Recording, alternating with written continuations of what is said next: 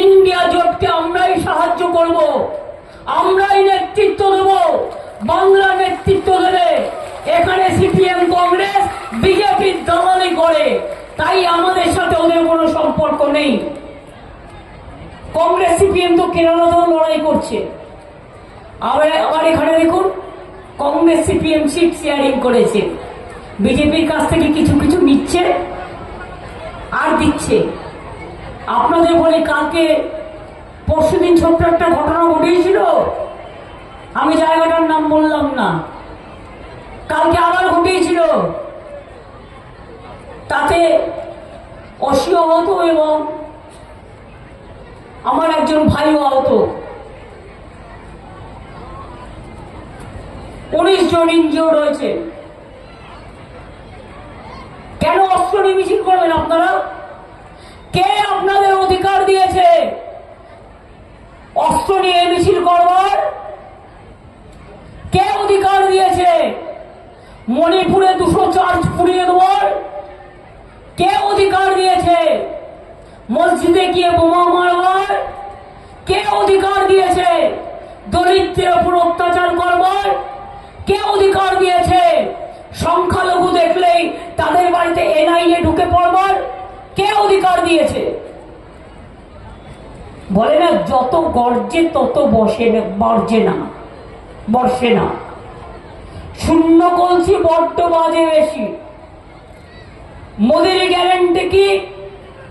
বিজেপির নেতারা গিয়ে বলছে 100 দিনের টাকা দেবেন না, বাংলার বাড়ি দেবেন না, গঙ্গার ভাঙনে টাকা বন্ধ করে দিয়েছে, সুতি ধুলিয়ানে প্রবলেম, কান্দি মাস্টার প্ল্যান 500 কোটি টাকা দিয়ে আমরা করে দিয়েছি।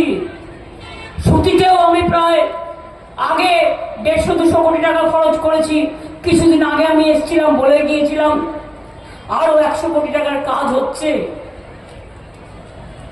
এগুলো নিয়ে আগামী দিন আমাদের ভাবতে হবে আগামী 20 বছর কি পরিকল্পনা নেওয়া যায় যাতে 20 বছর পর্যন্ত মানুষের লাইফটা প্রোটেক্টেড থাকে। তারপরে আবার হয়তো গঙ্গার মুখ তো আমরা সরাই না, গঙ্গা একদিক করে একদিক ভাঙে, তাই এগুলো গঙ্গার থেকে দূরে থাকতে হবে, সেজন্য পরিকল্পনা বানাতে হবে। এগুলো নিয়ে আমরা ভাবনা চিন্তা করছি না নয়।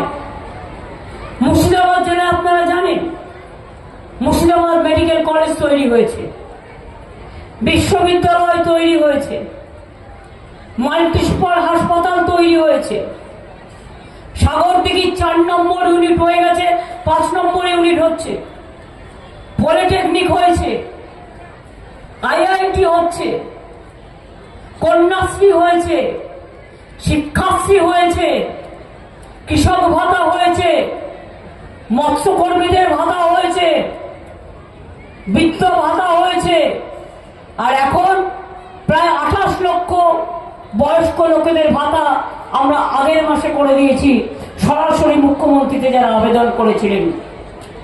লক্ষ্মীর ভান্ডার আজ পান 2,15,00,000 মানুষ। এই যে মোदी এসে বলছে आयुष्मान भारत ममता जी ने करने नहीं दिया, क्यों करने देंगे?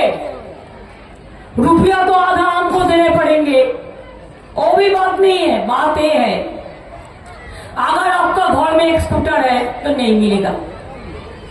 आयुष्मान भारत प्राइवेट हॉस्पिटल में, गवर्नमेंट हॉस्पिटल में जाओगे तो ट्रीटमेंट नहीं मिलेगा, और आयुष्मान भारत मिलेगा ओनली कुछ लोगों को। हमने 9 करोड़ लोगों को उसको इंक्लूड किया है, 2.5 लाख परिवार को जिसको फुल स्ट्रेंथ है 9 करोड़ होता है। और आयुष्मान भारत का क्या है, होने से खाली 50 लाख होता था। हम क्यों करेंगे? इसी के लिए खुद हमने सरकार से पूरा रुपया खर्चा किया है, इसी के लिए कि हमारा आम जनता ने इसको एडवांटेज मिले।